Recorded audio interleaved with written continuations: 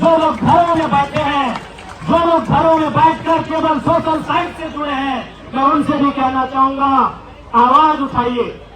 आप वोट किसको देते हैं नहीं देते वो मैटर नहीं करता है। यदि छात्रों का मुद्दा सही है तो आज इनके लिए आवाज उठाइए, क्योंकि याद रखिएगा, अगर आज आप आवाज नहीं उठाते हैं तो मारे तो एक दिन सब जाएंगे। कोई भूख से मरेगा, कोई दुख से मरेगा, कोई सत्ता की चाबुक से मरेगा, और जो बच जाएगा गोली और बंदूक से मरेगा। जैसे जो लोग घरों में बैठे हैं, आप किस राजनीतिक आइडियोलॉजी को मानते हैं? आज बड़ा ही दुर्भाग्य की बात है, आज नौजवान सपने सजाता है, नौजवान गांव की गलियों को छोड़कर दिल्ली जैसे शहरों में आकर बसता है, अपने माता पिता के गहनों को गिरवी रखकर, अपने पिता के खेतों को गिरवी रखकर वो पढ़ने के लिए आता है। वो इसलिए पढ़ने आता है कि उसकी आंखों में सपना होता है, हम पढ़ लिख कर अपने माता पिता का जो बोझ है उसे दूर करने का काम करेंगे। लेकिन हम छात्रों के सामने जब पेपर लीक का मामला आता है, चाहे वो देश स्तरीय नीट पेपर लीक का मामला हो या राज्य स्तरीय, जैसे हमारे राज्य में अभी जेपीएससी में पेपर लीक का मामला आया है, बिहार, उत्तर प्रदेश, बंगाल में जो राज्य की परीक्षाएं और पेपर लीक का मामला आया है, तो ऐसे में इस राज्य के, इस देश के करोड़ों छात्र कहीं न कहीं अपने भविष्य को अंधेरे में पाते हैं।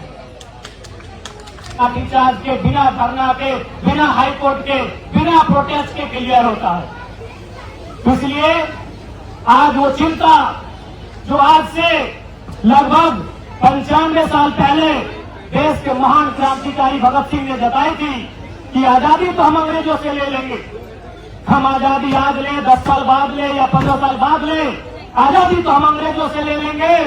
लेकिन सवाल यह है, क्या वो आजादी अंतिम व्यक्ति तक, किसान तक, खेतों में काम करने वाले किसान तक, मजदूरों में काम करने वाले कर्मचारियों तक, मजदूरों तक, फैक्ट्रियों में काम करने वाले, माफ कीजिएगा, फैक्ट्रियों में काम करने वाले मजदूरों तक, खेतों में काम करने वाले किसानों तक वो आजादी जाएगी कि नहीं? शहीद आजम भगत सिंह की सबसे पहली चिंता थी, सबसे बड़ी चिंता थी कि आजादी खेतों में काम करने वाले किसान तक पहुंचेगी नहीं, या फिर 10% कॉर्पोरेट के हाथ में आजादी रह जाए। ये चिंता भगत सिंह की थी, और इस चिंता पर मुहर प्रधानमंत्री जी को अपने पन्ने पलटने चाहिए। भगत सिंह की ये जो चिंता जो उन्होंने जताई थी कि आजादी गांव तक, खेतों तक, खलिहानों तक जाएगी, या 10% अमीरों के हाथों में आजादी रहेगी, इस चिंता पर मुहर किसी विपक्ष ने नहीं लगाया। इस चिंता पर मुहर प्रधानमंत्री के महान नेता अटल बिहारी वाजपेयी ने लगाया, जब उन्होंने कहा लाल किला के मचान से कि कलकत्ता के फुटपाथों में नंगे बदन जो आम यहाँ से आते हैं उनसे जाकर पूछो 15 अगस्त के बारे में क्या कहते हैं, उनसे जाकर पूछो कि 15 अगस्त के बारे में क्या कहते हैं। ये किसी ऑपोजिशन की आवाज नहीं है, ये नरेंद्र मोदी हमारे देश के आदरणीय प्रधानमंत्री, उनके नेता का मुहर था। इसलिए आज पूरे देश को इस विषय पर तो सोचना चाहिए। आज देश के हालात पर चिंतन करने की आवश्यकता है। आज हमारे देश की मीडिया का हालात क्या है, आज ब्यूरोक्रेसी का हालात क्या है। जो स्वतंत्र व्यवस्थाएं थी, सीबीआई रहे, ईडी रहे, तमाम जो स्वतंत्र व्यवस्थाएं जिनको हम ऑटोनॉमस बॉडी के नाम से जानते थे, आज उनकी क्या व्यवस्थाएं हैं, इस पर देश को चिंता करनी चाहिए। मैं झारखंड डुमरी विधानसभा का एक विधायक हूं, और मैं श्री सोनम सर के इस आंदोलन का समर्थन करता हूं, और बिल्कुल उनका ये संघर्ष बिल्कुल बेकार नहीं जाएगा। और साथ ही साथ आज जंतर मंतर के इस धारा से मैं पूरे देश के नौजवानों से, मैं देश के तमाम ऑपोजिशन लीडर्स, उनकी पॉलिटिकल पार्टियों से भी आग्रह करूंगा, अगर सरकार वार्ता के लिए तैयार नहीं होती है तो राज्य स्तर, जिला स्तर पर जाकर सत्याग्रह करने की आवश्यकता है, जिससे देश के सभी जो ऑपोजिशन में खड़े हैं उन्हें सहयोग करने की आवश्यकता है। घर में लाके खड़ा करते हैं, क्योंकि लोकतांत्रिक भारत है, तो फिर नरेंद्र मोदी से सवाल क्यों नहीं होगा? देश के वर्तमान प्रधानमंत्री महोदय से सवाल क्यों नहीं होगा? उनकी जवाबदेही क्यों नहीं होगी? ये तय करना होगा। आज बड़े दुर्भाग्य की बात है। और हमारे देश के प्रधानमंत्री आदरणीय नरेंद्र मोदी जी दिल्ली में रहते हैं, उनके पास इतनी फुर्सत है कि वो इटली मेलोडी चॉकलेट लेकर पहुंच जाते हैं। उनके पास इतनी फुर्सत है, उनके पास इतनी फुर्सत है कि 30 साल पहले उनको न्यूजीलैंड में मफलर मिला था, उन्हें संभाल कर रखा है।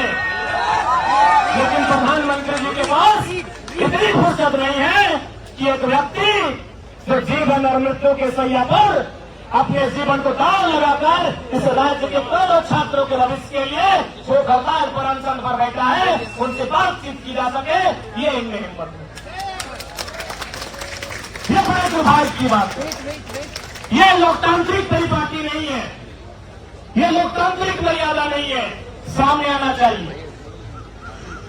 प्रधानमंत्री जी को देश के शिक्षा मंत्री धर्मेंद्र प्रधान जी के साथ सामने आना चाहिए और उन्हें छात्रों के साथ, छात्रों के प्रतिनिधिमंडल के साथ बातचीत करना चाहिए और तथ्यों पर बात करना चाहिए। ये बड़े दुर्भाग्य की बात है। हम ऐसे इस देश को विश्व पटल पर नहीं ला सकते। हम ऐसे इस देश को श्रेष्ठ नहीं बना सकते हैं। ये लोकतांत्रिक भारत है, यहाँ आपको सवालों का जवाब देना होगा। ये भगत सिंह का भारत है, यहाँ आपको सवालों से भागना नहीं होगा, आपको जवाब देना होगा। बहुत ही दुर्भाग्य की बात है। आज एक साधारण सा युवा, एक साधारण सा भाई, एक बहन तैयारियों को लेकर अपने मन में अरमान सजाकर दिल्ली में, कोई पटना में, कोई राजस्थान के कोटा में, कोई अपने राज्य की राजधानी में जाकर पढ़ाई करता है। जितना आज दिल्ली का तापमान है, उससे कई गुना ज्यादा एक 10 बाय 10 के कमरे के तापमान को फेस करता है। 10 सालों तक, 15 सालों तक उस तापमान में, कमरे में कोई सुविधा नहीं, न एसी की सुविधा, न बिजली की सुविधा, न पानी की सुविधा। वो 10 साल संघर्ष करता है कि एक परीक्षा हो जाए, एक परीक्षा हो जाए, उस परीक्षा में मैं कम्पीट करूंगा, उस परीक्षा में मैं बैठूंगा और शायद मेरी नौकरी लग जाए और अपने माता पिता के सपनों को साकार कर दूंगा। और जब परीक्षा का सेंटर आवंटन किया जाता है तो मैं अपना अनुभव बताता हूँ, क्योंकि मैं आपको बताना चाहूंगा, मैं देश की तो बात नहीं करूंगा, मैं झारखंड के इतिहास का पहला विधायक हूँ जो आज भी स्टूडेंट है। मैं किसी पॉलिटिकल पार्टी से विधायक नहीं बना हूं, मैं पहले आपको बता दूं। अभी झारखंड में 81 विधायक है, 56 विधायक इंडिया फोरम से हैं और 24 विधायक एनडीए फोरम से हैं। हम अकेला इंडिपेंडेंट अपनी नई पार्टी से। झारखंड की हिस्ट्री का पहला एमएलए है जो सीधे कॉलेज से आकर एमएलए बने और अभी भी कॉलेज में है। मेरा 5th एनुअल सबमिशन हो चुका है पीएचडी में, इंग्लिश लिटरेचर में। कुछ दिन बाद मेरा ओपन वाइवा होगा और डॉक्टरेट की उपाधि दी जाएगी। इसलिए मैं छात्रों की समस्याओं को जानता हूँ, मैं छात्रों की समस्याओं को जानता हूँ, मैं उनके बीच आज भी रहता हूँ। और मैंने खुदा है, लेकिन शायद ये देश भूल चुका है कि जब हम सन 47 में आजाद हुए थे तो हमारे साथ साथ और एक देश चाइना, जो हमारा दूर विरोधी कहिए, हमारा पड़ोसी कहिए, ठीक उसी कालखंड में आजाद हुआ था। लेकिन आज अगर दोनों देशों की तुलना की जाए, अगर दोनों देशों के आर्थिक या किसी भी विषय को लेकर तुलना की जाए तो आज वो चाइना हमसे काफी आगे निकल चुका है। इसका मूल कारण है उनके शैक्षणिक संस्थान, उनकी शिक्षा की पद्धति और उनके सरकारों का शिक्षा के प्रति नजरिया। लेकिन आज जिस भारत में हम जीवन यापन कर रहे हैं, जो युवाओं का भारत कहलाता है, जहां हम दम भरते हैं कि युवाओं का भारत है और युवाओं का संबंध परीक्षाओं से होता है, और आज इस देश की सारी परीक्षाएं कहीं न कहीं कटघरे में आकर खड़ी हो जाती है। और ऐसे में जब एक महान समाज सेवी भूख हड़ताल करते हैं और सरकार बात करने के लिए नहीं आ पाती है, तब हमें कहीं न कहीं हमारा लोकतंत्र से विश्वास कमजोर होता है।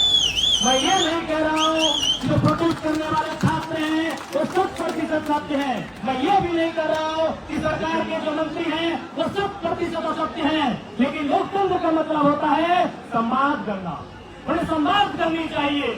तथ्यों के आधार पर बातचीत करनी चाहिए और उन तथ्यों के आधार पर तय करना चाहिए कि सही कौन है और गलत कौन है और ये फैसला करना चाहिए। लेकिन आज दुर्भाग्य की बात है, सरकार सवाल के लिए तैयार नहीं है, सरकार संवाद के लिए तैयार नहीं है। ये बड़े दुर्भाग्य की बात है। आज जिस देश में मृत्यु के 60 साल बाद भी देश के पहले प्रधानमंत्री पंडित जवाहरलाल नेहरू को हम कोसते हैं, आज इस देश में इंदिरा गांधी को कोसते हैं, लेकिन इस देश की विडंबना है कि वर्तमान प्रधानमंत्री जो 12 सालों से प्रधानमंत्री हैं, आप उन पर सवाल नहीं कर सकते, आप उनसे सवाल नहीं कर सकते हैं। यह दुर्भाग्य की बात है।